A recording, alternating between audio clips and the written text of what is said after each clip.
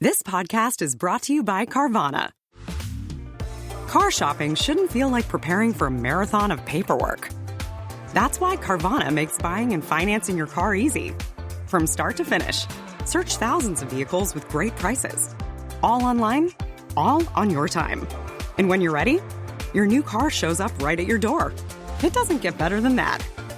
Buy your car the easy way. On Carvana. Delivery fees may apply.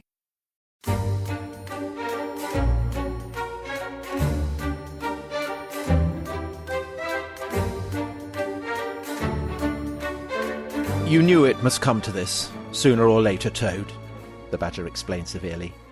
You've disregarded all the warnings we've given you. You've gone on squandering the money your father left you. And you're giving us animals a bad name in the district by your furious driving and your smashes and your rows with the police. Independence is all very well, but we animals never allow our friends to make fools of themselves beyond a certain limit. And that limit you've reached. Now, you're a good fellow in many respects, and I don't want to be too hard on you. I'll make one more effort to bring you to reason. You will come with me into the smoking room, and there you will hear some facts about yourself. And we'll see whether you come out of that room the same Toad that you went in.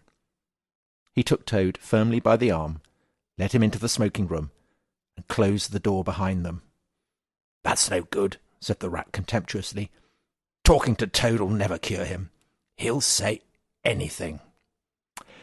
So, Dominic, that was your choice of reading, and I have to say, it's a superlatively good one. From Kenneth Grahame's Wind in the Willows, and Toad of Toad Hall, a character with whom Boris Johnson has often been compared. He's always getting into smashes, isn't he? He lies. He drives cars fast. He escapes from prison dressed as washing women. It's exactly. Non-stop scrapes. And Boris has been in he's the grease piglet he's been called, but he's finally been caught and turned into bacon.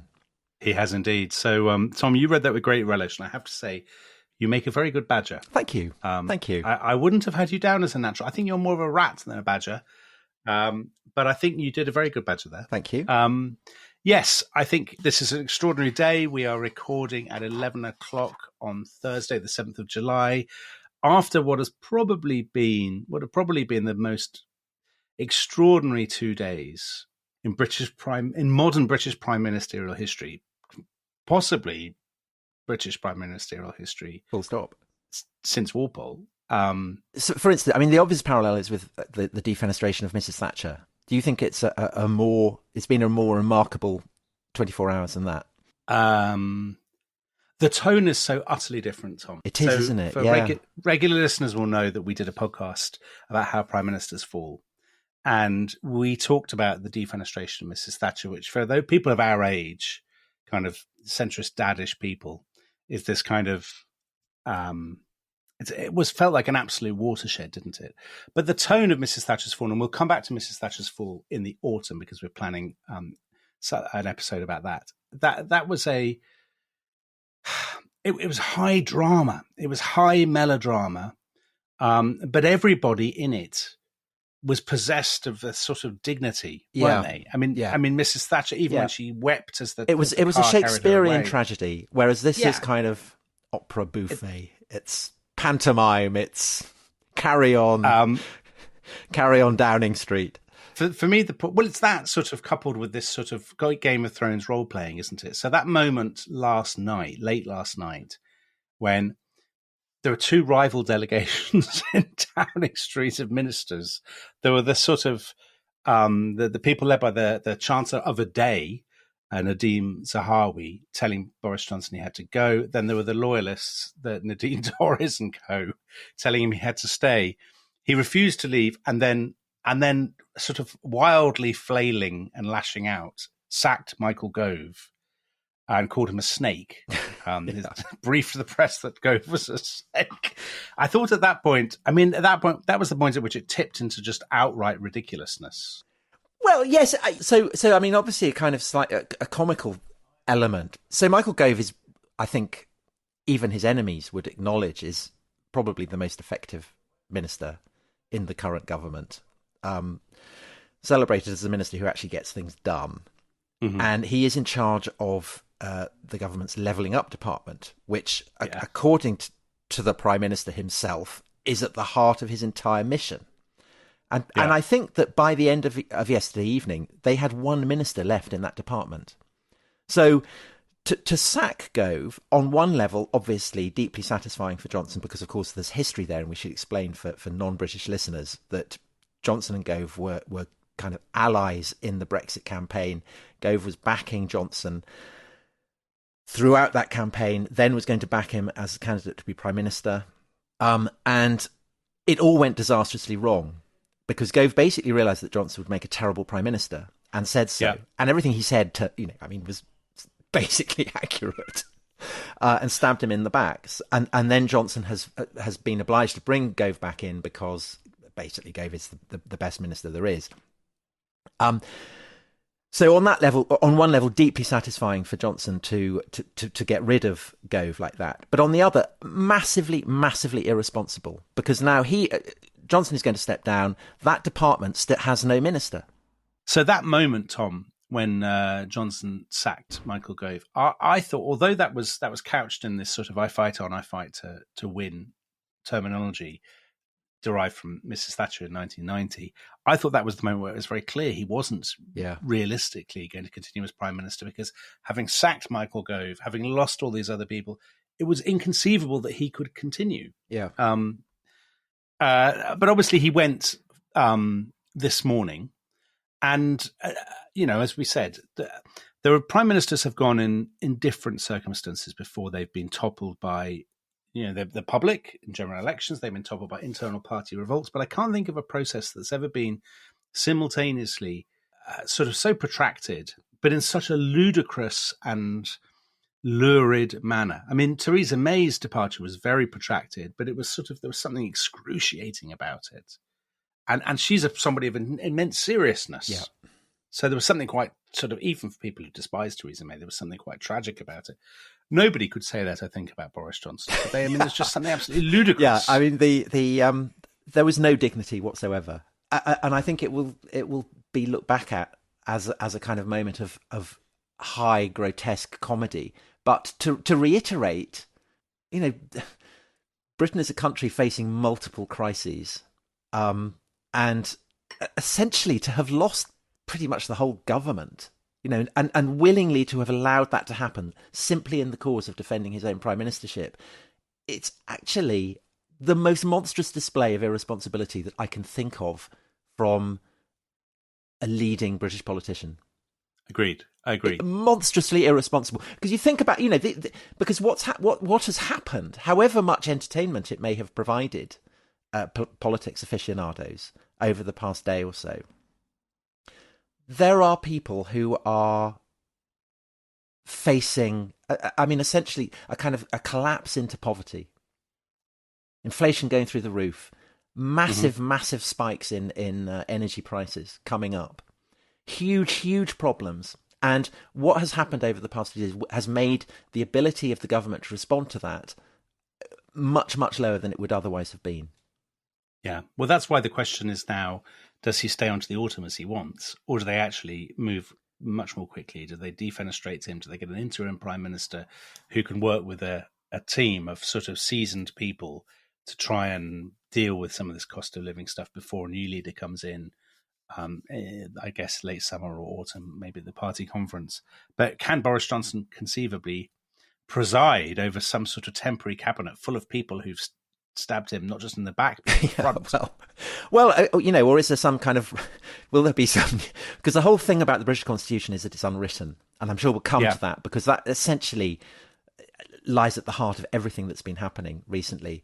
But maybe a new protocol will be written into the British Constitution that in a situation like this, you revert to the norm that existed 24 hours before, and maybe all the ministers will come back in and resume their position. Yeah. And of course, to reiterate, we're recording this 11 o'clock on Thursday morning. So by the time you listen to this, perhaps this will all have been resolved. So Tom, let's since we are obviously a history podcast and our political punditry, though in our own minds, absolutely first class. It's probably not even fifth class in the in the eyes of some of our listeners. So let's talk about some of the history here. So Boris Johnson has always seen himself, hasn't he, as a historical character, isn't that right? And particularly a character from classical history. Yeah, so he studied classics at university, and for most people who study the ancient world, it is a distant period. It does not do what the study of the classical languages and ancient history did for generations and generations of European leaders, which was to provide a kind of how to do politics course. I mean, that's what it was for Machiavelli. That's what it was for people in the Cromwellian period, for milords throughout the 18th century, for French revolutionaries. Classics provided guides on how to behave politically, on how to behave morally. That has not been the case for many, many years. And the salience of classics in the education of people in Britain obviously has declined massively. So Johnson, in that sense, is a throwback. He is someone for whom classics is pretty much central to his education. But I think also the thing that is intriguing about him is that I think he studied it as an example of how to get ahead. I think he had a properly Greek Roman understanding of how Fortuna, Tyche, Chance this great goddess has her favourites. And I think he genuinely, in a kind of inchoate sense, but a sense that does seem to me to have been authentic, saw himself as Fortune's favourite. And for so long he was. But of course, it's the nature, it's the essence of tragedy. It's the essence of the cruelty and the humour of Fortuna that she raises her favourites up only to hurl them down. And the joke that Fortune has played on Johnson is a peculiarly cruel one, I think. Well, let's talk a bit about classical parallels, because some people, so our producer, Joey, asked at the beginning whether it was like the Ides of March, whether that was a reasonable parallel. Is that how Boris Johnson himself, clearly he would love that parallel, wouldn't he? He'd like to see himself as Caesar brought down by sort of weedy politicians and senators who envy the great man. Do you think that's how he sees it, Tom? I think, well, to a degree. So Caesar did cast himself as the kind of the tribune of the people, and he did become impatient with the conventions of the Republican frame of government, and did want to establish a kind of personal relationship between him and the mass of the people who he felt were backing him, and in fact were backing him. And, as we've said many times, Caesar was a great populist. Absolutely. And that has been a feature of Johnson. I mean, he hasn't cast himself as a kind of a dictator as Caesar did, but he's cast himself as a presidential figure. So even as he was, his government was resigning all around him, he was saying that his mandate derived from the votes of the people who had actually voted for the Conservative Party. I mean, it's a parliamentary system, not a presidential system. Exactly. So the mandate was for individual MPs, not for him. Exactly. But he was saying, you can't bring me down because I have the backing of the people. So to that extent, the echoes are there, I guess, of Caesar. But the hero, Johnson's hero, has always been Pericles. And I saw actually that he was being interviewed by Chris Mason on a couple of days ago about the whole imbroglio, just as Javid and Sunak, the health and chancellor of the health secretary and chancellor of the Exchequer, were about to resign, and behind him he had a bust of Pericles, who was the great democratic leader of Athens. Yeah, so tell us a bit about Pericles, Tom, and we'll do a whole podcast about Pericles. But give us a small sense of him. So Pericles was he was of aristocratic pedigree, a very good, of a kind of slightly notorious but very, very influential family. And he so rigged the democratic system. He made himself so much the favourite of the people that, in effect, he ruled as a kind of first minister in the democracy. Right. And that's always been Johnson's role model. But I think that he's flattering himself with that. I don't think that Johnson has any real point of comparison with Pericles at all. Because Pericles was more serious or more substantial? He was more substantial, yeah. He was more substantial. If we'd been recording this while Johnson was still clinging on in Downing Street, I would have said that the parallels actually were with those who made themselves tyrants in Greek city-states.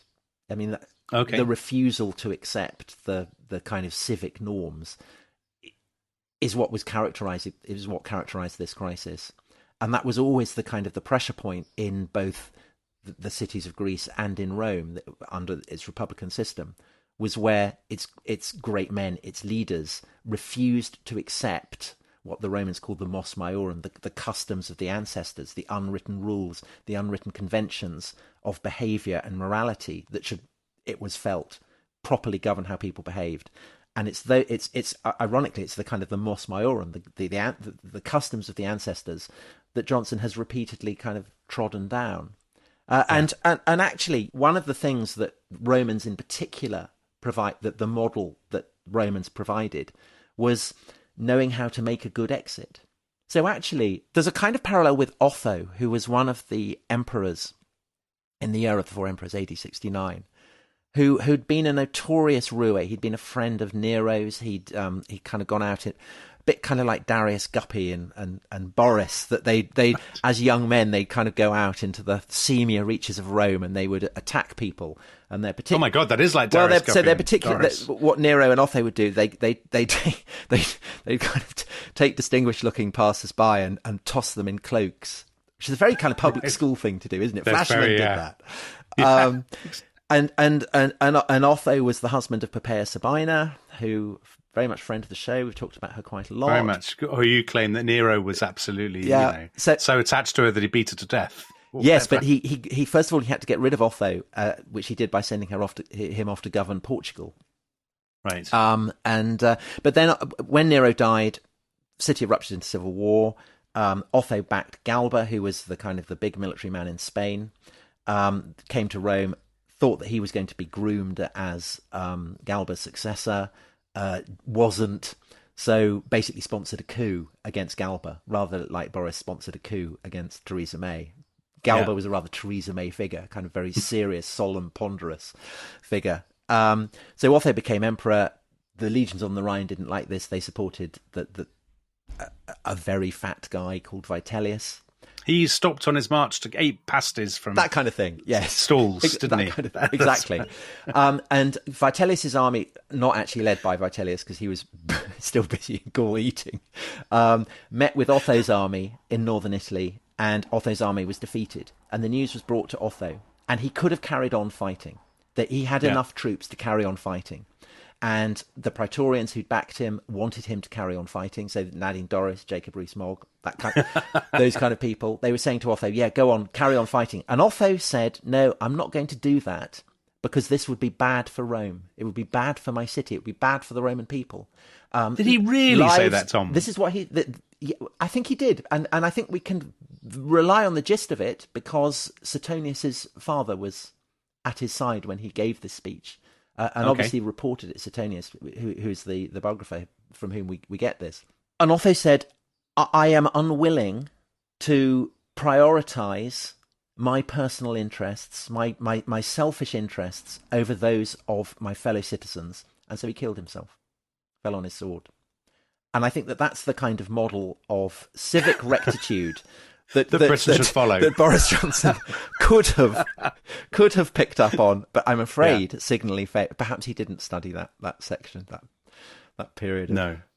Well, is there no Roman example? I mean, is there a good Roman example of somebody clinging on when they, clinging on, doing the anti-Otho?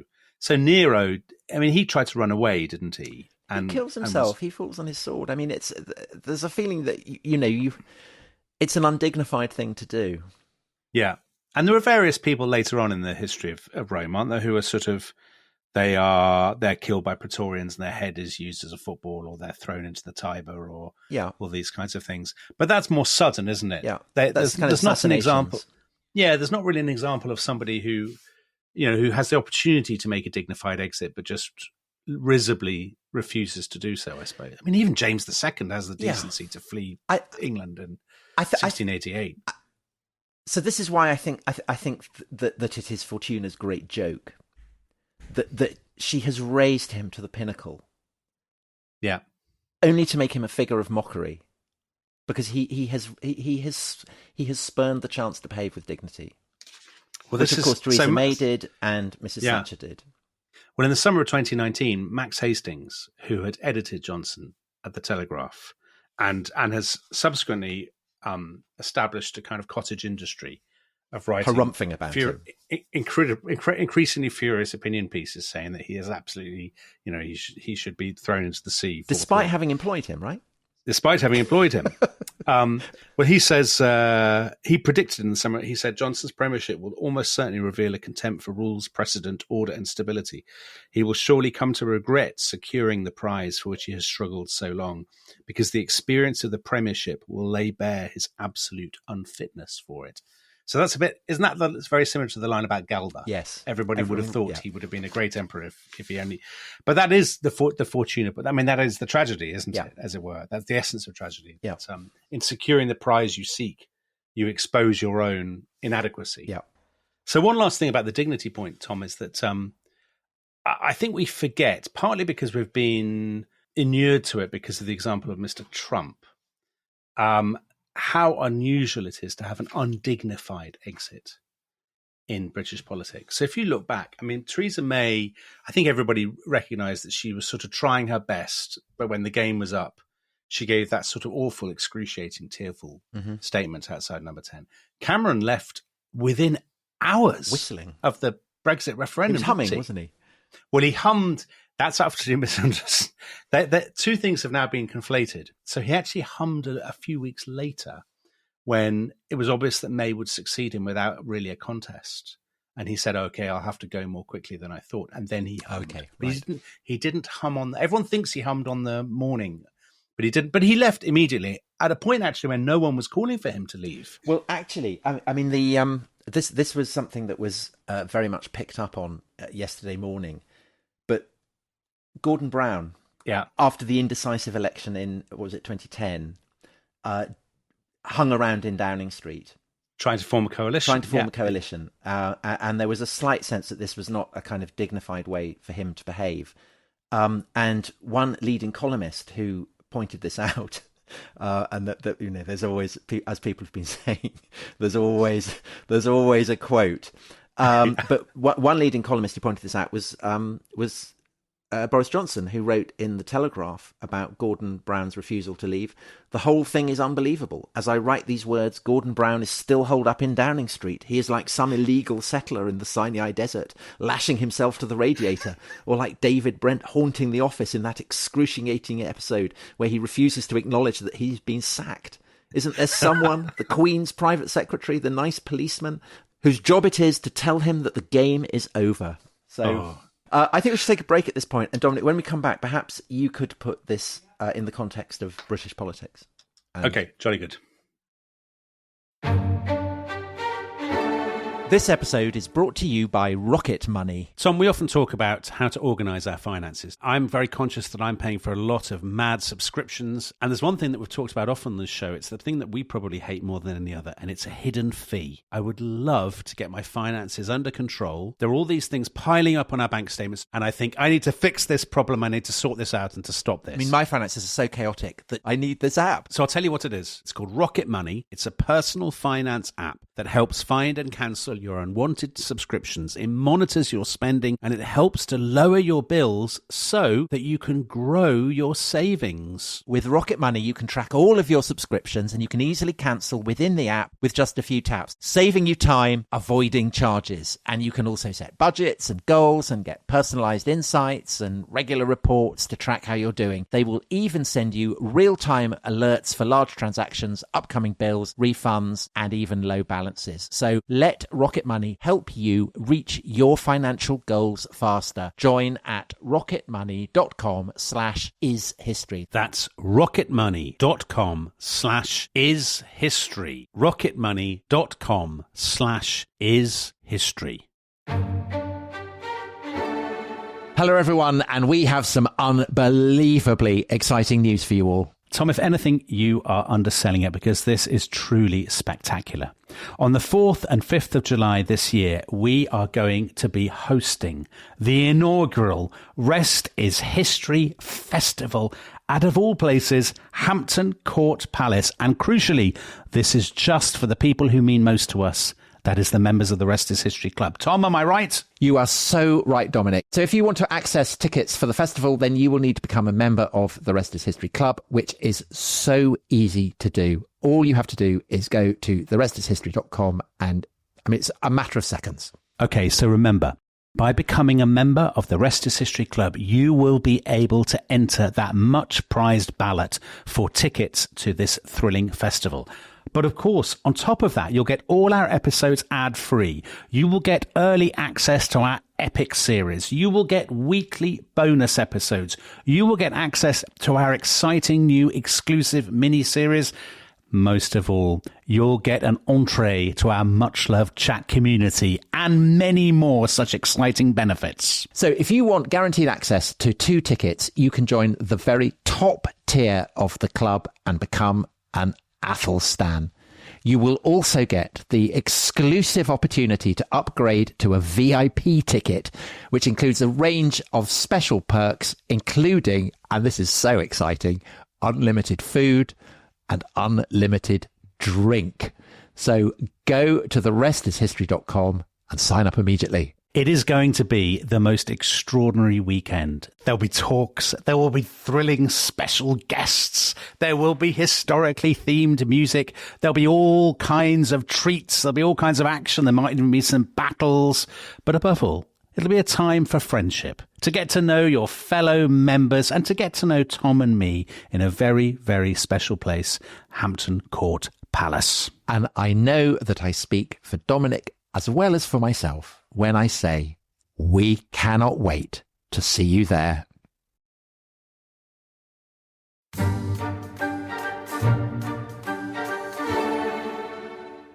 Hello, welcome back to our Boris special. We are recording this on Thursday morning, a few hours after the resignation of Boris Johnson as, leader of the Conservative Party, not as Prime Minister. He's trying to cling on. Yeah. By the time you listen to this, he may have gone as Prime Minister as well. So, Dominic, you wrote a fabulous essay for Unheard, UNHERD, a couple of days ago on Boris Johnson as a political leader. And you essentially, the figure you compared him to was Ronald Reagan. Do you want to just kind of tease that out for people? Well, I think what's easy to forget now, because Boris Johnson is obviously he still has fans, by the way, and some of the people listening to this podcast may well be great admirers of Boris Johnson, but I think it's a fair guess that a larger proportion are not, and indeed that some of our listeners actively loathe and despise him. I would say that was if we'd done this podcast in 2015 or 2014, that probably wouldn't have been the case. Boris Johnson back then was seen as obviously a comic figure, a sort of joker, but he was also clear, I would say pretty clearly on the more liberal wing of the Conservative Party, sort of one nation Tory, a very live and let live. And he was renowned for his sort of jolly, upbeat, sort of, gag a minute kind of personality. And he was, of course, Mayor of London. And I used to think whether the analogy actually might be with Ronald Reagan in the US, because, of course, Reagan was governor of California. So like London, a kind of quite as a liberal state, he proved quite a pragmatic governor. Some people obviously thought he was terrible, just like some people thought Boris was a terrible mayor. But Reagan associated himself with a very sort of seasoned, experienced, cunning team who made it work while he went and gave the speeches. And he'd been an actor before that. He'd been an actor, of course, and he was brilliant at speech making, at meeting the people, at communicating, just as Boris Johnson owes his political career to television, to joking on television, on TV panel shows and so on. And so in some ways, I think this thing about Fortuna being Fortuna's plaything, the role for which fate seemed to have cast Boris Johnson, if he was ever to be a frontline politician, was of an optimistic, sunny people pleaser. Somebody who was never happier than when delivering good news, giving upbeat, patriotic speeches. And in some ways, the question is, why didn't he do that as Prime Minister? Why didn't he model himself on Reagan in the White House? So when Reagan came in January 1981, lots of people hadn't voted for him and said, oh, he's just an actor, he's an airhead, he doesn't know anything. But actually, Reagan surrounded himself with James Baker and George Shultz and Al Haig and Caspar Weinberger and all these people who actually knew how Washington worked, who were not showmen and kind of knew how to work the machine. Well, Reagan was the front man. So the question is, why didn't Boris Johnson do that? Why didn't he? And I guess there are two reasons. One, which you mentioned to me before we started recording, which was events. So COVID made it impossible, didn't it, for him to, as you said, he wanted to be Charles II, but he became Oliver Cromwell, banning fun. And as somebody who was a sort of lifelong funster, that was obviously counter to his instincts. But I also think that to go back to the sort of the Greek tragedy element, which obviously people who despise Boris Johnson will think is completely overblown. Isn't there an argument, Tom, that in the very act of securing power, and the real key to that was toppling David Cameron, in the act of securing power, he destroyed he made it impossible for himself to play the part for which he'd been preparing. Because he destroyed Cameron and won, ultimately, in the long run, the premiership by making himself the figurehead for the Brexit campaign. Exactly.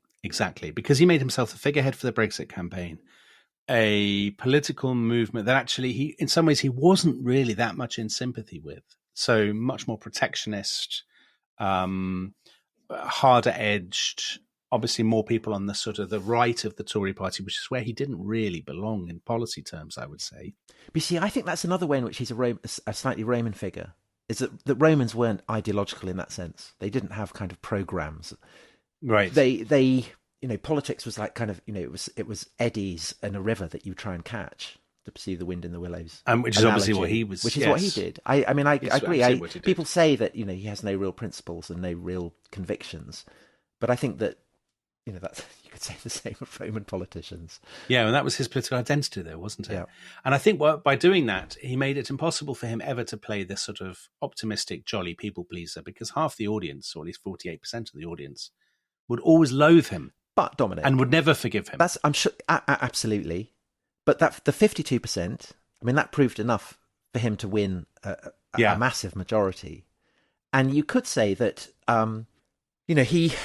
he was able to appeal, to Wakefield and to Honiton and Tiverton, to the two seat in the north, the red wall, the seat in the south, the kind of the blue wall.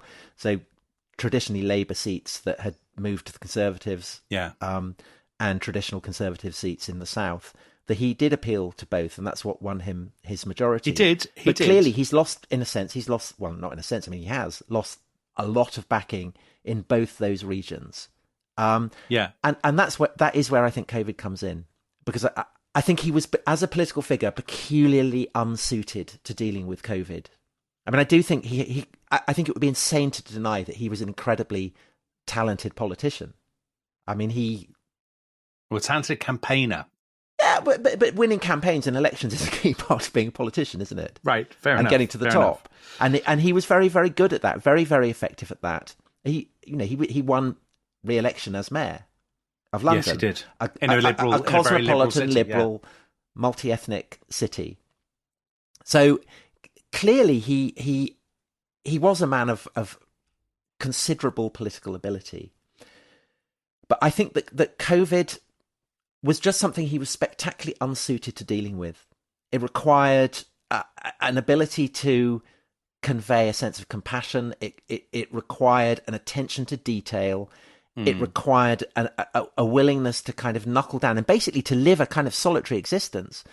Because, you hold up in Downing Street, which I'm sure explains all the kind of the mad cake parties and things. You can't be having these awful looking parties.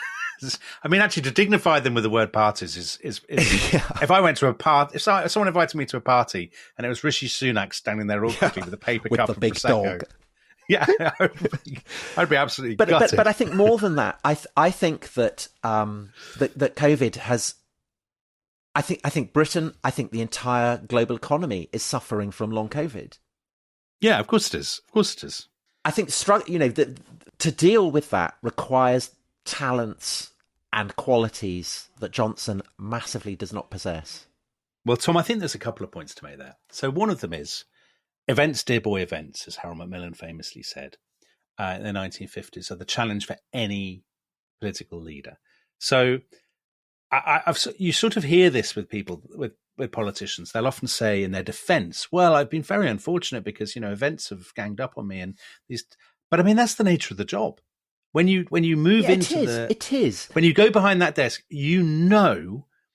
things are going to happen. There will be wars. There will be crises. There will be economic shocks. That is the absolute. And if you're very lucky, very, very lucky, actually, Tony Blair is a very good example, I think, of somebody who was generally very lucky. He had a run of kind of calm waters, no storm. The storms, the Antonine Peace. Yeah, exactly. There were storms. I mean, 9/11. I mean, his own decision to invade Iraq. But economically, he had fantastically plain sailing. But any prime minister in the early 2020s would have had difficulties. But that is the nature of the job. I mean, Franklin Roosevelt in America in the 30s, Thatcher in the 80s. Events happen. I agree. But, if you could compare, say, Asquith or Chamberlain or Churchill, who obviously faced the worst crises of all, I actually think that Johnson is quite well suited to dealing with, wars. With wars. I think he's had quite a good invasion of Ukraine. Yeah, but that's because he doesn't have to organise anything. Exactly, but he can make the right gesture, and also, to give him credit, he was kind of ahead of the curve with that. He was alert to it. So that is something I think that he got right. I just think that a massive public health crisis, I suspect he has no interest in hospitals or doctors or, vaccines. Or it's just, I think it completely leaves him cold. I think he's just not interested. I think there's another element to this, which is that a really successful high-end politician, I mean, that thing about Reagan, politicians aren't actors. They are public performers. I mean, that must have been true in the Roman world. I mean, it obviously was true in the Roman world. Wasn't it? One of the most famous bits of Roman political theatre, Mark Antony giving Caesar's funeral oration, is pure performance, isn't it? Mm-hmm. But I think a good politician is capable of playing more than one part. So Boris was clearly very good at playing a particular part, which is the kind of roguish mountebank. Mm-hmm. And British politics has been littered with those. So we've talked about that, didn't we, in our episode on how prime ministers fall? And you drew analogies with Disraeli, Disraeli, Lloyd George, Blair to some extent. Palmerston. Harold Macmillan was the kind of actor manager. I mean, Palmerston, in that Unheard piece that you mentioned, I quoted Karl Marx about Palmerston. So Karl Marx said of Palmerston, if not a good statesman of all work, not he's a at very least good a good accent, Dominic. I'm not doing your terrible Karl Marx accent, because I mean, go on. I mean, people will just have to imagine that in your hair flick, in your hair flick. Well, your Clouseau. I thought that was very Clouseau. Your Karl Marx. So Karl Marx said, in my voice, if not a good statesman of all work, he is at least a good actor of all work. He succeeds in the comic as in the heroic. He's not a first-class orator, but an accomplished debater. And he goes on, being an exceedingly happy joker, he ingratiates himself with everybody. Never losing his temper, he imposes on an impassioned antagonist. When unable to master a subject, he knows how to play with it. If wanting in general views, he's always ready to weave a web of elegant generalities. And this sort of persona for Palmerston worked very well, because there's a lovely story about him going with the Speaker of the House of Commons to the Great Exhibition in 1851. And the Speaker says, as we walked along, I could gauge the popularity of Lord Palmerston. The moment he came in sight throughout the whole building, men and women, young and old, at once were struck as if by an electric shock. Lord Palmerston! Here's Lord Palmerston! Bravo! Hurrah! Lord Palmerston forever! And so it went on throughout the whole building. But that's like Johnson at the Olympics. That is Johnson at the Olympics. That's precisely the point. He was an entertainer. He was a showman, as Palmerston was, as Disraeli was, as Lloyd George was. But all of those three men all had other parts that they played. So Palmerston, he's not just the sort of the showman at home. He's also the imperialist abroad. Disraeli is also a reformer. He's also the romantic novelist. He's also all these other things. Lloyd George, he's an absolute philanderer and disgraceful man, but he's also a passionate reformer. He's also a brilliant committee chairman who, he combines the Michael Gove and the Boris Johnson, if you like. He can do all the nuts and bolts. And that's true Tony Blair could play different parts. Margaret Thatcher could. In America, Reagan could play different parts, obviously, and he had done all his life. Roosevelt could. I think Boris, if he was an actor, with a casting agency, there's only one part he can play. He can't do anything else. And I think that's where he was found out. Well, that was the whole problem with COVID, because he Yeah. couldn't stand there and, he'd say, my thoughts are with everyone who's, suffering and everything. But he just couldn't make it sound plausible. Sounded like he was going to go off and have even though he himself had very, almost died of it. Even after that, he couldn't really. Yeah, it's interesting how even after that, because that's sort of completely forgotten now, isn't it? That he wasn't he? He went to hospital, died, I think, and he was in trouble with it. But that's disappeared from our national memory because it doesn't, and he doesn't really play on that himself because he hates playing the victim. With a different political persona that might loom larger in our sort of sense of them. Yeah, Joey, our producer, is sending us a message to say, is he the last prime minister that the general public would most want to have a pint with? I mean, that having the pint thing, they have the same thing in America, where they use the same formula when they're talking about politicians. And I think it really matters. I mean, nobody wanted to have a drink with Theresa May, did they? Probably not really with Keir Starmer either. Would you go for a drink with Jeremy Corbyn? No, probably not.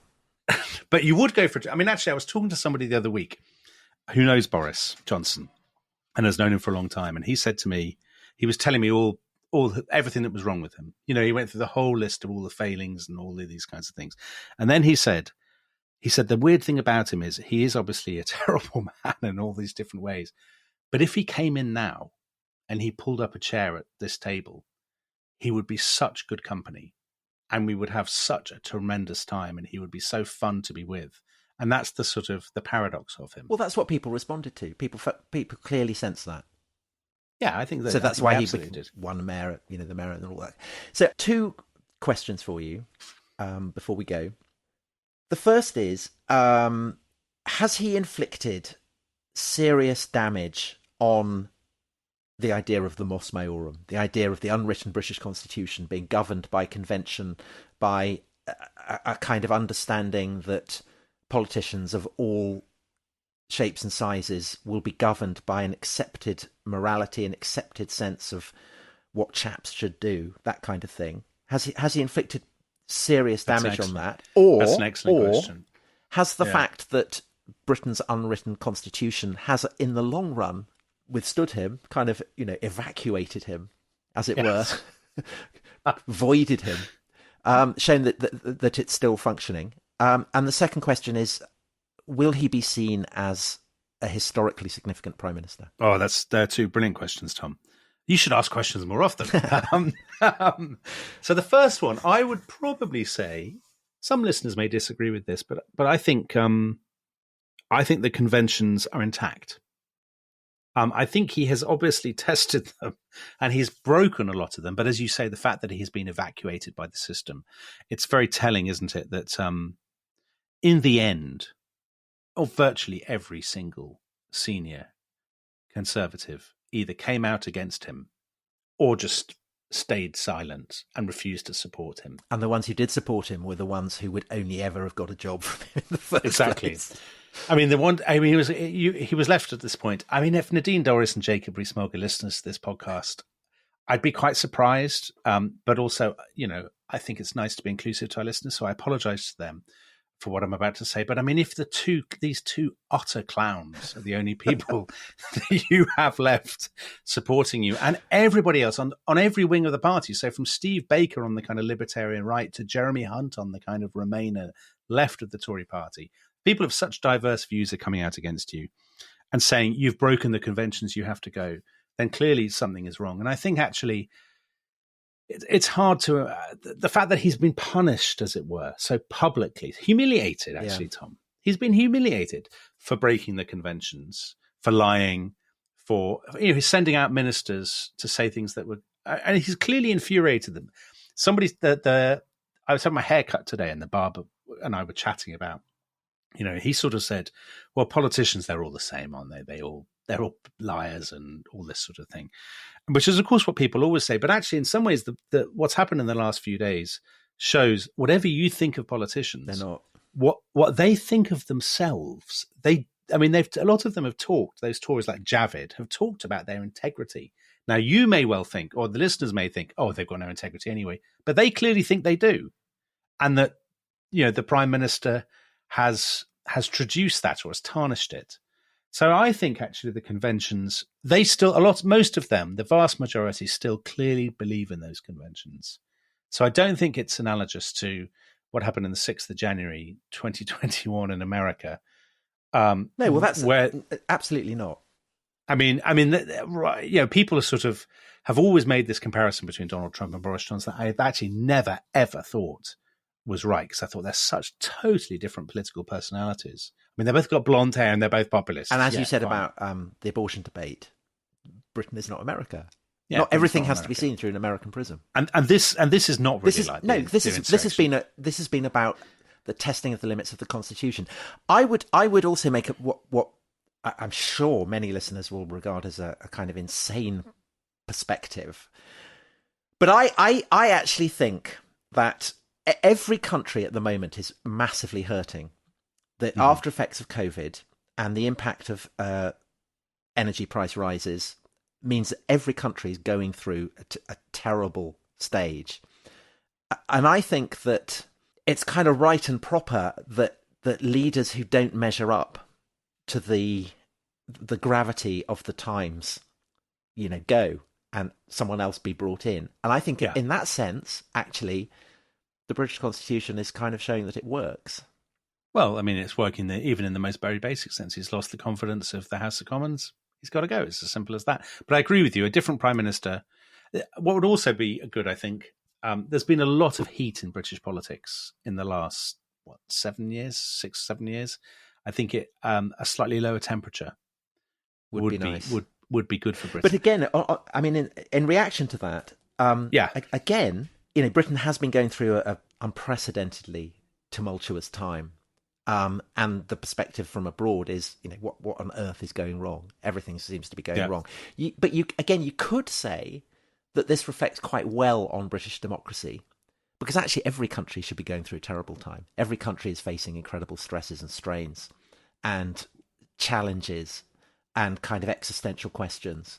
And in a sense, the fact that we've had so many elections, so many weird referendums, all kinds of mad shit happening left, right, and centre. I mean, it should be mad shit should be happening because we're living through the age of mad shit.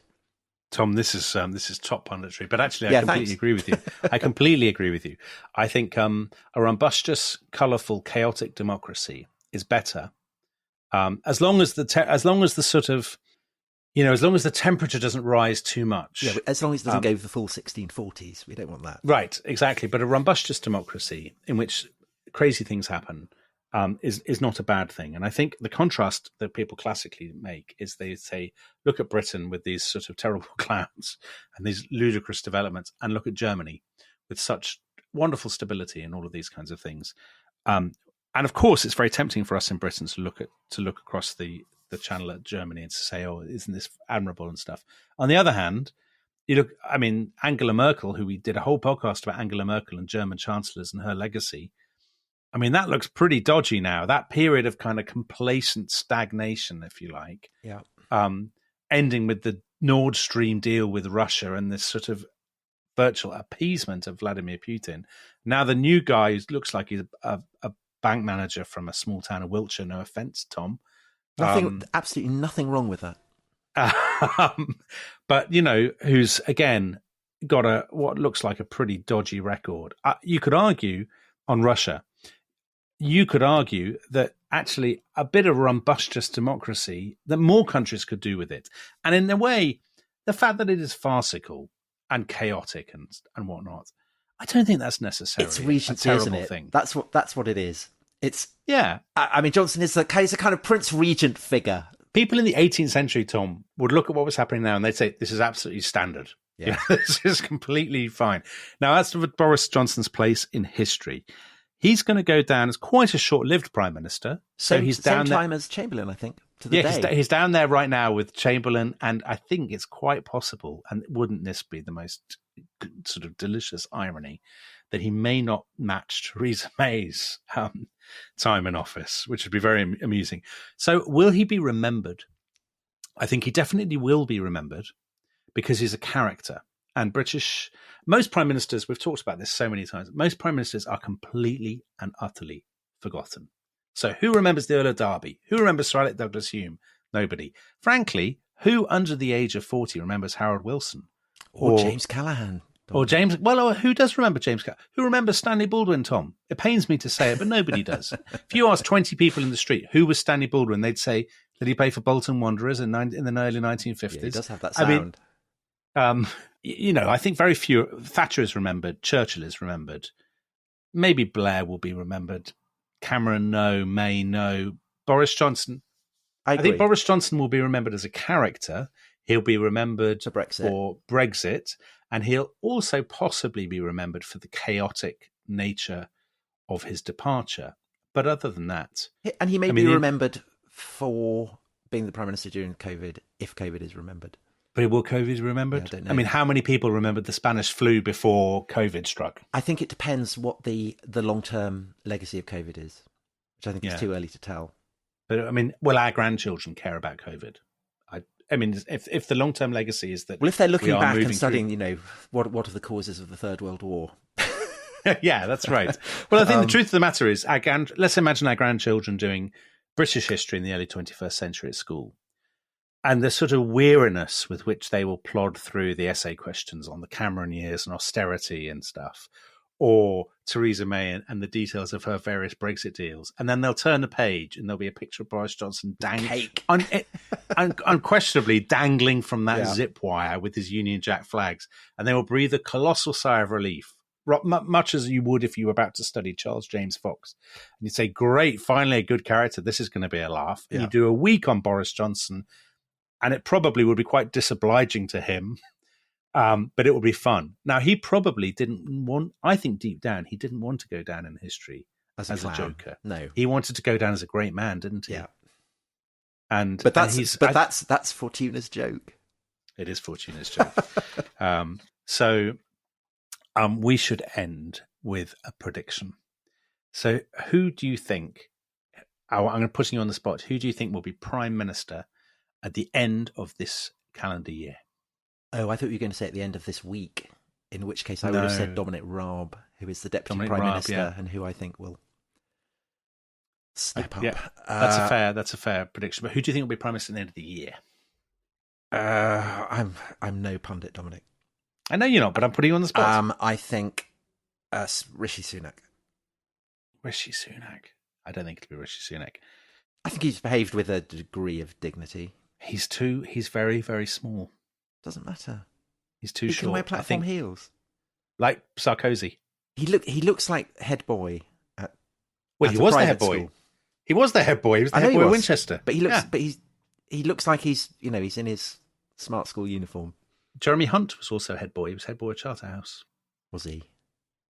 You would expect me to have a slightly obsessive knowledge of which schools all these people went to. And I think, did we mention this before? That Jeremy Hunt has a ballroom? Yeah, we did. A sprung ballroom. Springs. A sprung ballroom. I mean, there's a case for saying that our first Prime Minister, who owns his own ballroom.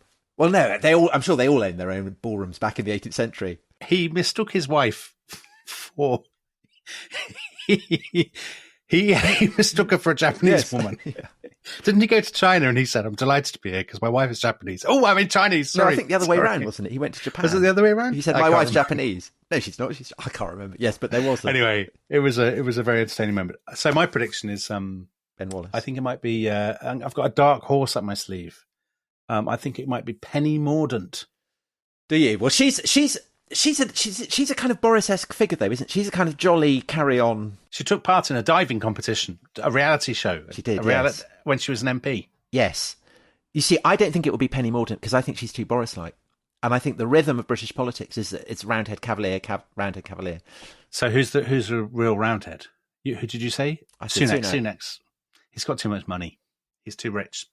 So a real Roundhead, there's Ben Wallace, the Defence Secretary. I think his sort of calling card is basically Ukraine. He's very boring.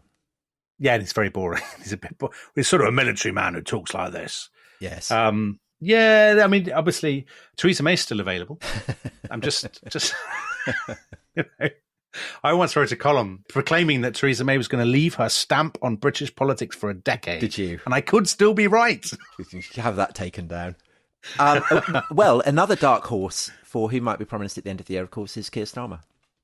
Or whoever succeeds him when he resigns, which will be massive pants. What would he resign for again? Did he have a Coke or something? He had a curry. He had a curry. He had a curry or something. Had a curry and a beer. Yeah. As somebody said to me, Keir Starmer's only ever had one beer in his life. And the irony, I mean, that really is Fortuna's curse. If that one beer is the beer that brings him down. Maybe Wes Streeting, who is the Blairite candidate to succeed Keir Starmer. I don't know. I keep you talking long enough. The Blairism comes out, Tom. I think and of course, Tony's still Tony hankers after her. Yes.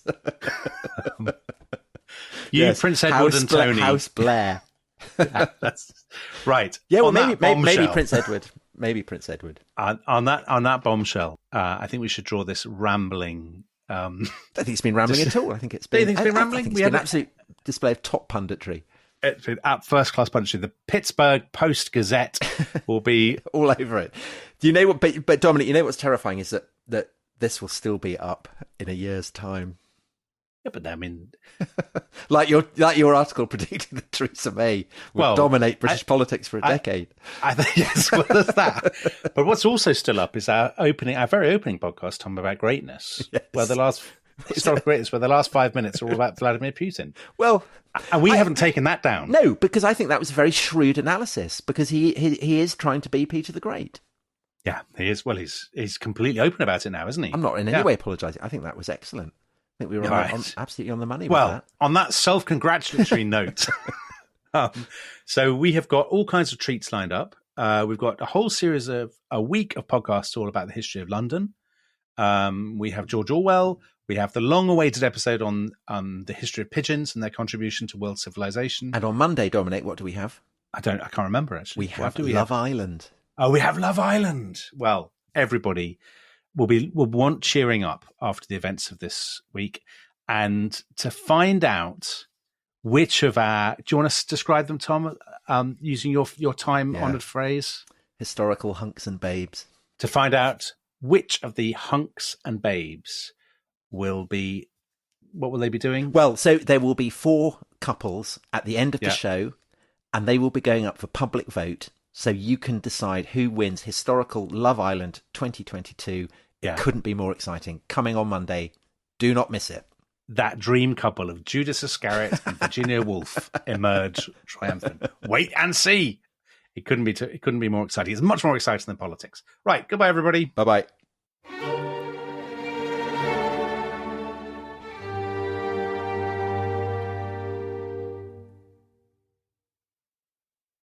Thanks for listening to The Rest is History.